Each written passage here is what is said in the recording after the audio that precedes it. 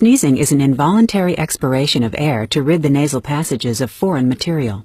Particles that enter the nostrils and irritate nerve endings in the nasal mucosa trigger impulses that are transmitted via the fifth cranial nerve to the brain's sneezing center in the medulla.